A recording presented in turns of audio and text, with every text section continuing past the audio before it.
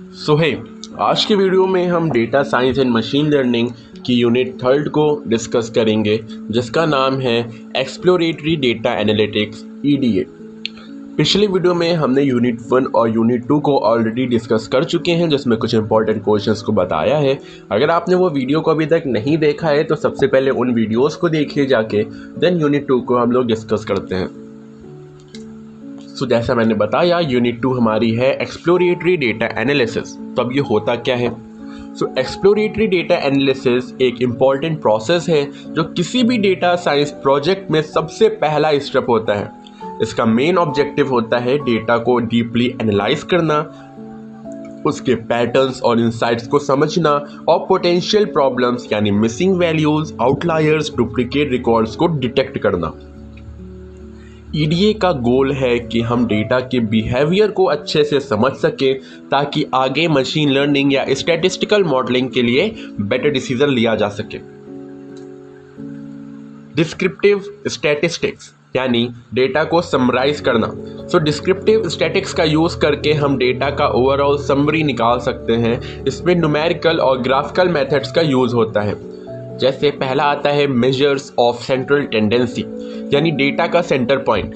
पहला है mean average. Mean एक इम्पॉर्टेंट मैट्रिक है जो डेटा का एवरेज वैल्यू बताता है। जैसे हमने यहाँ पे एक फॉर्मूला दिया है जो हमारा मीन का फॉर्मूला है। फॉर एग्जांपल, अगर किसी क्लास के स्टूडेंट के मार्क्स 50, 60, 70, 80, 90 है तो उसका मीन हम इस फॉर्मूले के थ्रू निकाल सकते हैं। यूज केस यानी मीन फाइनेंशियल डेटा एनालिसिस में यूज़ होता है, जैसे average salary calculation, stock market trends analysis etcetera. Second आता है हमारा मीडियन यानी मिडिल वैल्यू। मीडियन एक मिडिल वैल्यू होती है जो डेटा को 2 इक्वल पार्ट्स में डिवाइड करती है। अगर डेटा ऑड नंबर्स का हो तो एग्जैक्ट मिडिल वैल्यू मीडियन होती है। अगर डेटा इवन नंबर्स का हो तो 2 मिडिल वैल्यूज़ का एवरेज मीडियन होता है।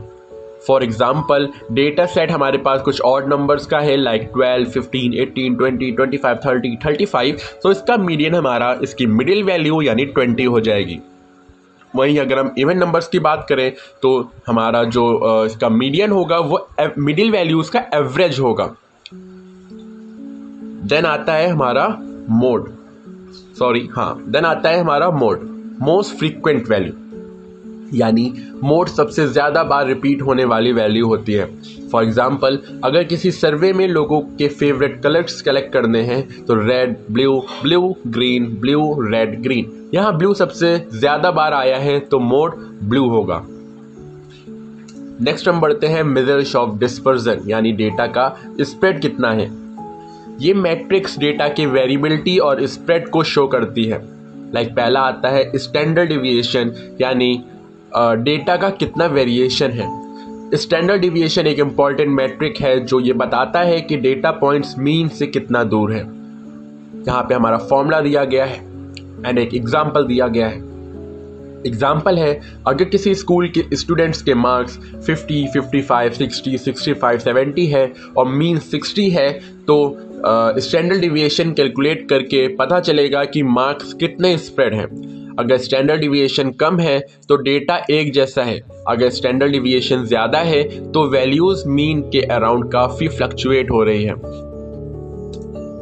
बी, स्क्वीनेस, यानी डेटा डिस्ट्रीब्यूशन का शेप क्या है। स्क्वीनेस बताता है कि डेटा सिमेट्रिक है या नहीं। इसके कुछ टाइप्स होते हैं, लाइक पहला आता है positive skewness and second one is negative स्क्वीनेस।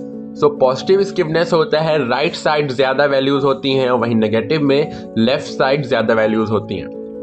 सी, कुर्टोसिस, यानी डेटा डिस्ट्रीब्यूशन का पीक।